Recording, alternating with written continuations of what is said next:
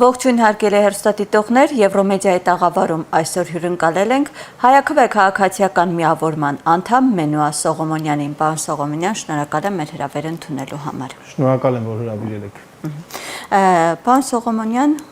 արդեն տևական ժամանակ է իշխանությունները փորձում են պարզել արդյոք ամենայն հայոց կաթողիկոսը զավակ ունի թե ոչ, արդյոք հոգևորականները խախտել են կանոնները հոգևոր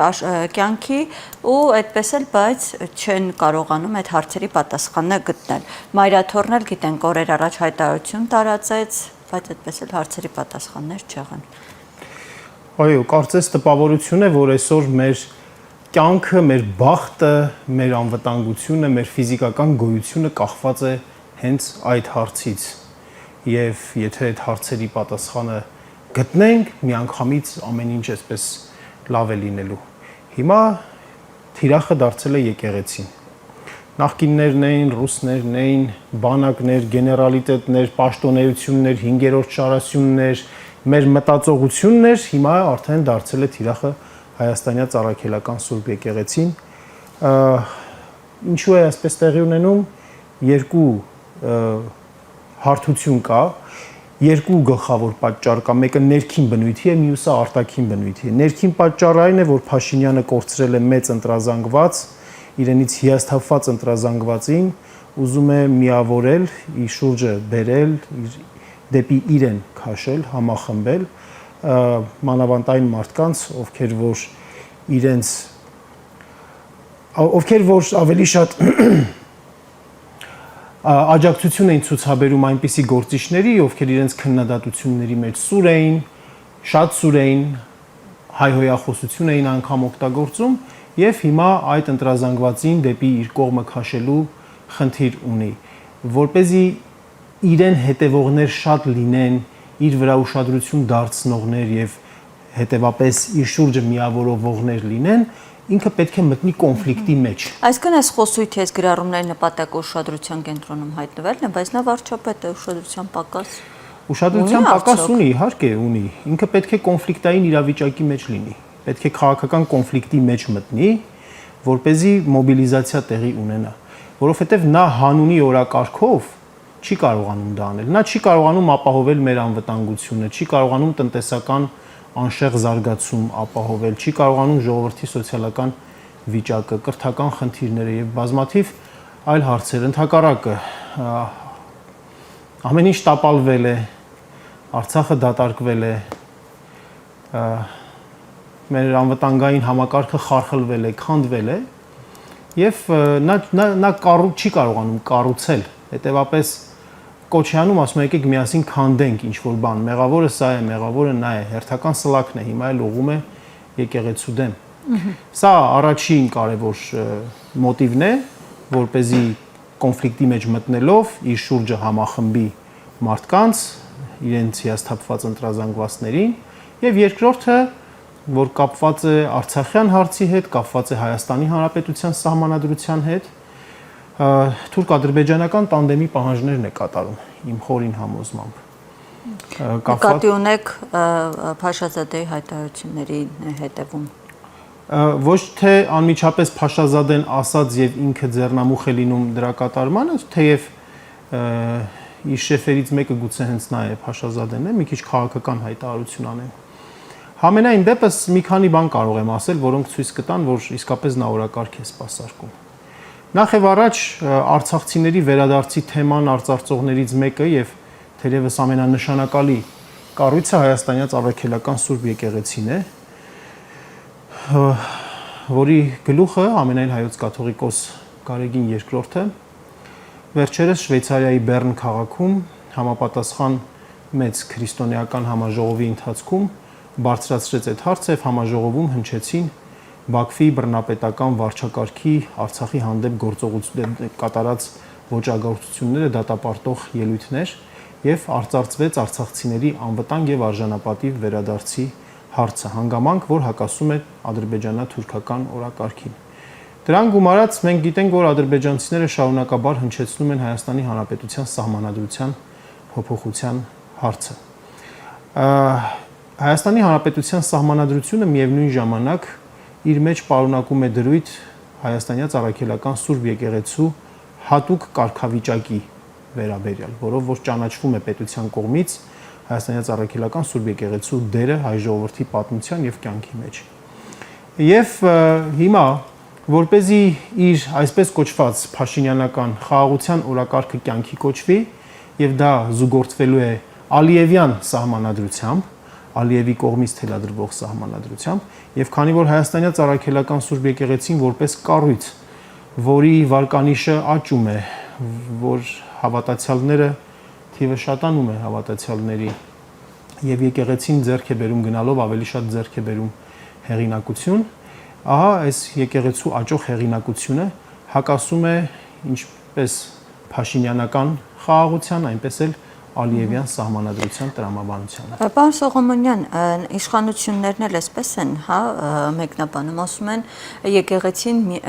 բոլորին է, հայ ժողովրդինն է, ու եթե ինչ-որ մի խախտում կա հոգևոր կյանքում, ապա դրա մասին հանրությունը պետք է տեղեկացված լինի, ամեն ինչ պետք է բաց լինի, մութ անկյուններ չպետք է լինեն։ Իսկապես ձեր թույլտվությամբ նաև ասում են, որ եթե եկեղեցին իրավունք ունի ինտիմատիվ ինչ-որ դիրքավորում հայտնել, այսինքն մտնել քաղաքական կյանք, այդ դեպքում մենք ինչու իրավունք չունենք եկեղեցու գործերին խառնվել։ Սկսեմ երկրորդ թեզից։ Ես քաղաքացի եմ, Հայաստանի Հանրապետության քաղաքացի եմ, ունեմ ընտանիք։ Ես եւ իմ ընտանիքը, իմ ընտանիքի անունից կարող եմ քննադատել, կարող եմ մասնակցել քաղաքականությանը, կարող եմ հայտարարություններ անել այն ամենի վերաբերյալ, ինչը վերաբերում է հանրային երևույթներին։ Այսինքն ես չեմ մտնում Նիկոլ Փաշինյանի ընտանիքի մեջ,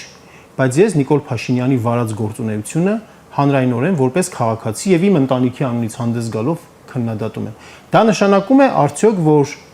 Փաշինյանը իրավունք ունի որպես պետության ղեկավար, իրավունք ունի մտնելու իմ ընտանիքը։ Նա կարող է իմ քաղաքական հանրային գործունեությունը քննադատել, անդրադառնալ, բայց արդյոք նույն ձևով համաչափորեն, համարժեքորեն նա կարող է խառնվել, օրինակ ասենք իմ երեխաների դաստիարակության հարցին, իմ ներընտանեկան հարցերին, ոչ չի կարող։ Եկեղեցին կրոնական կազմակերպություն է Հայաստանի Հանրապետության սահմանադրության եւ սահմանադրության 17-րդ հոդվածը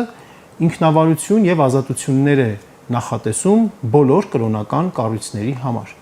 Այն հարցերը, որոնք որ վերաբերում են էթիկային, բարոյական նորմերին, դրանք ներքին կարգապահական խնդիրներ են, որոնք որ բնորոշ են տվյալ կառույցին։ Դրանք պետական հոգացության, պետական մտահոգության, անհանգստության,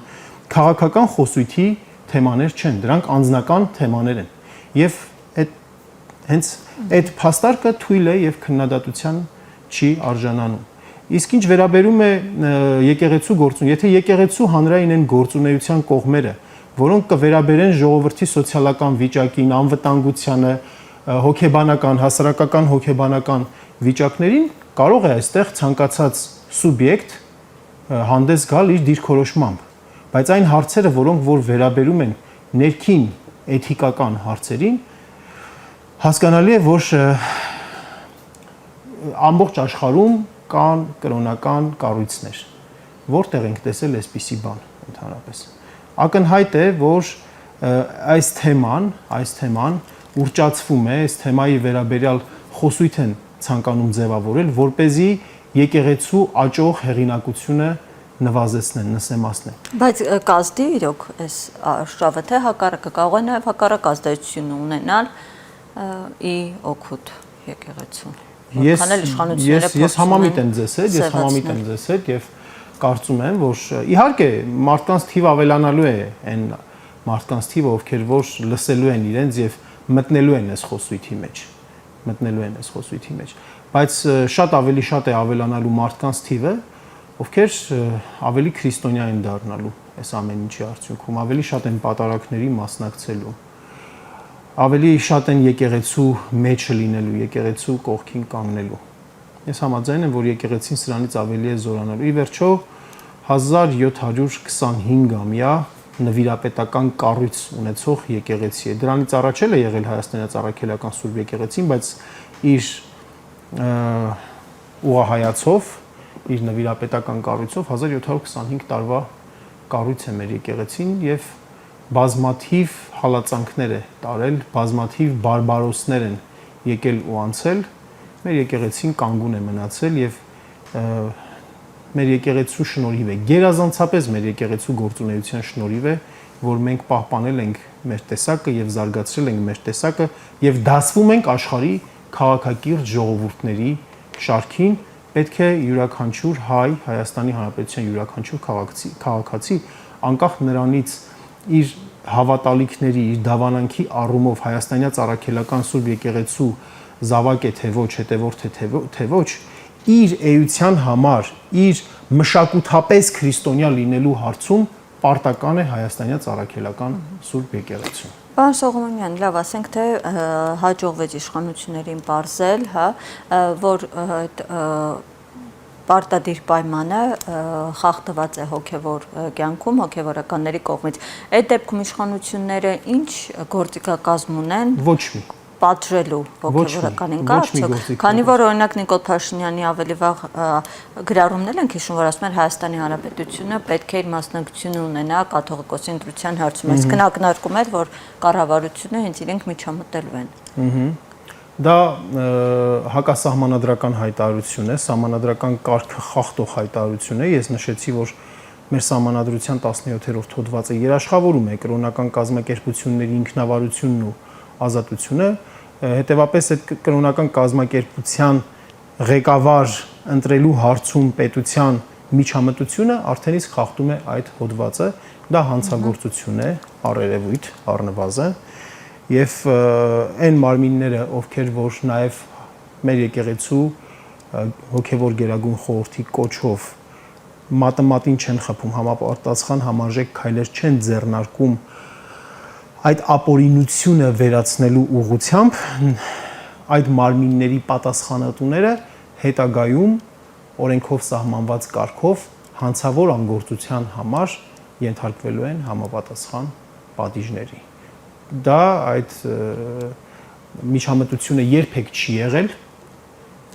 այս ամբողջ դարերի ընթացքում երբեք չի եղել եւ չի լինելու, եւ նա ով կփորձի միջամտել, նա կկրի համապատասխան պատիժ եւ սահմանադրական, օրենսդրական առումով է դա անթույլատրելի, ել ավելի անթույլատրելի է բարոյական տեսանկյունից, որովհետեւ դարերով սահմանված կարգով, հատուկ ընթացակարգով, հատուկ ձևով է ընտրվում ամենայն հայոց կաթողիկոսը եւ կա այդպիսի համոզմունք, կա այդպիսի ընդունված մտածողություն, որ կաթողիկոսի ընտրության հարցում մենք քրիստոնյաներս հավատում ենք, որ Սուրբ Հոգու ազդեցությամբ է տեղի ունենում այդ ամենը։ Պարոն Սողոմոնյան, իսկ Մայրաթորի հայտարարությանը արձագանքին ծանոթ եք արդյոք, դա համարժեք արձագանք է, քանի որ քննադատություններ է նաև հնչում, որ պետք էր ավելի կոշտ ընդհանուր միջև բանադրանքի գնային։ Դուք կասեք այս մասով։ Այո։ Ես որպես այս իշխանությունների քննադատ, շատ սուր քննադատ, ես էլ կցանկանայի, որ որպես անձ կցանկանայի, որ Նիկոլ Փաշինյանը բանադրվեր եւ նա եւ մնացած նրա բոլոր այն համախոհները, ովքեր որ ակտիվ հակաեկեղեցական գործունեություն են իրականացնում եւ համայնքից դուրս լինեին պաշտոնապես։ Բայց արդյունքի տեսանկյունից երբ որ նայում ենք, մենք այստեղ շատ բան չենք շահի, հայ ժողովուրդը եւ հայոց եկեղեցին այստեղ չի շահի ինչ առումով։ Թույլ տվեք այսպես հիմնավորել։ Փաշինյանը երբ որ սկսեց այս եկեղեցու դեմ այս արշավը, նա լավ գիտեր, որ արդյունքը կարող է լինել այդպիսի հակազդեցությունը, կոշտ հակազդեցություն ընդհանուր մինչև բանադրանքը։ Բայց պրովոկատորների գործելակերպին հենց դա է բնորոշ, որ սադրանքը անում են նրա համար, որպեսզի էսկալացիա տեղի ունենա։ Իրենք հասկանում էին, իրենք հաշվարկել էին նաև դա, որ իրենք կարող է բանադրանքի ենթարկվեն։ Եթե բանադրանքի են ենթարկվում, դա նշանակում է անդառնալիություն է լինում, դա նշանակում է կոնֆլիկտը շատ սուր դրսևորումներ է ունենում։ Իսկ դա այն է, ինչ որ իրենց պետք է, նոր քիչ առաջ ես այդ մասին խոսեցի։ Պետք է նրա համար, որպեսզի շատ ավելի իրենք դրա համար լեգիտիմություն ստանային, ճակերտավոր լեգիտիմություն։ թույն ու թարախը թափելու, մտնելու յուրաքանչյուր հոգևորականի կյանքի մեջ, կենցաղի մեջ եւ ընդհանրապես խառնելու իրար, այսպես։ Եվ այդ կոնֆլիկտը բորբոքելու, կոնֆլիկտի կողմ դառնալու եւ իրենց շուրջ համախմբելու այն մեր քաղաքացիներին, որոնք որ Հայաստանյան Ծառայքելական եկեղեցու հետևորդ չեն հանդիսանում եւ որոնք որ գուցե հանդիսանում են, բայց օբյեկտիվ եւ շատ ավելի հաճախ սուբյեկտիվ պատճառներով քննադատում են եկեղեցուն կամ այդպես չեն ընդունում եկեղեցու։ Այսինքն ավելի լարելու էր իրավիճակը, ավելի խորացնելու էր այս։ Ես կարծում եմ այս փուլում եկեղեցու հայտարարության այդ շեշտադրումները բավական են Գերագույն խորհրդի, հոգևոր Գերագույն խորհրդի այդ շեշտադրումները բավական են եւ մեր եկեղեցին դրանով նաեւ ցույց տվեց իր իսկական քրիստոնեական լինելը, հայրաբար մոտենալ այդ ամեն ինչի, որովհետեւ մեր եկեղեցու դեմ արշավները, չարախոսությունները, անվայել արտահայտությունները շատ ավելի շուտվանից էր քաղաքացիական պայմանագիր կոչված խմբակի կողմից դեռ 2018 թվականին նրանց թողտվությամբ, առնվազն թողտվությամբ ես նաև կասկած ունեմ, որ գործուն միջամտությամբ նոր Հայաստան, նոր հայրապետ այդ շարժումը տեղի ունեցավ։ Ընթացքում ինչ անվայել արտահայտություններ ասես, որ չեն արել կաթողիկոսի հասցեին, օրինակ Ալեն Սիմոնյանը նրան քաղաքացիական անուն ազգանունով էր, հա, այսպես դիմում Կտրիշ Ներսիսյան անուն ազգանուն էր ասում եւ այլն, բայց մեր եկեղեցին միշտ այդ ամեն ինչին վերաբերվել է որպես անառակ որդու վերադարձի կանոնով եւ անցած տարի անգամ հրավեր ուղարկվեց մասնակցելու Մյուրոնոժնեքին եւ եկեղեցու Էջմիածնի մայրաթորի վերաօծման արարողությանը։ Սա նշանակում է, որ եկեղեցին միշտ բարձր է մնում է իր դիրքերում եւ 1725-ամյա նվիրապետական կառույցին ես վստահում եմ նրա ողջամտությանը, անհրաժեշտության դեպքում նա կարող է սրացնել իր գործողությունները կամ մեղմացնել իր գործողությունները։ Եվ արդեն վերջում, պարոն Սողոմոնյան, առաջիկայում կարող ենք ենթադրել հայտարարություններից, որ հնարավոր է նոր կաթողիկոսի ընտրություններ լինեն արդեն միջամտությամբ։ Այս քննարկումը իսկ ընդհանրապես այս խոսույթը ես ոչ թե ձեր կողմից եմ ասում, այլ առհասարակ անթույլատրելի է, որովհետև ամենայն հայոց կաթողիկոսը ընտրվել է եւ այդ ընտրությունը այն ընտրությունը չի ինչ որ մենք պատկերացնում ենք, հա, հանել, ընտրել, դա ուրիշ բան է։ Դա միայն մարդկային էությանը վերաբերվող թեմաներ չեն այդ ընտրությունը։ Հայոց կաթողիկոսը Աստված իրեն երկար կյանք տա եւ ինքը մնալու է հայոց կաթողիկոս մինչեւ իր ֆիզիկական գոյության վաղճանը, Աստված նրան երկար կյանք տա։ Շնորհակալ եմ, պարոն Սողոմոնյան, զրույցի համար։ Հարգելի հեռուստադիտողներ, ես հիշեցնեմ, որ այսօր մեր հյուրը Հայաքվե միավորման անդամ Մենուա Սողոմոնյանն էր։ Շնորհակալ եմ մեզ հետևելու համար։